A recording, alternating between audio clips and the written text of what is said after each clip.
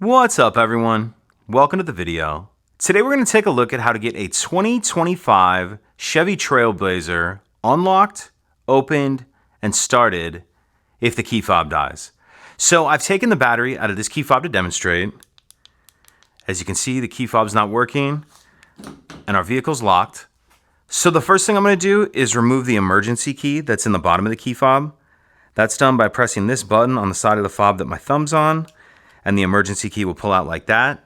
Now I'm going to use this emergency key to remove this cap on the driver's door. So if we take a look up underneath the cap, we can see there's that notch that I'm sliding the key in. What I'm going to do is just take the key and push that key straight up and then just kind of wiggle it, and it will wiggle this cap off of here, and that exposes this lock cylinder here.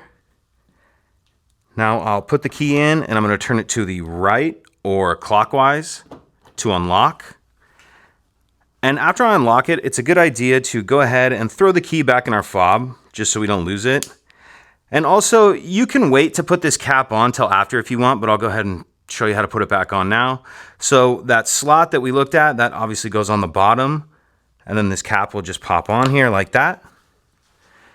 Now, as soon as I open the door, the vehicle is going to start beeping. And we're going to have about 10 seconds before the full-blown alarm goes off. How we're going to prevent the alarm from going off or stop it if it does start going off is we need to start the vehicle.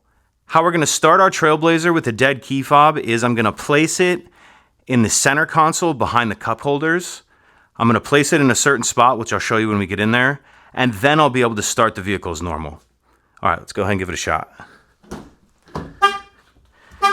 So you hear the vehicle beeping at me there.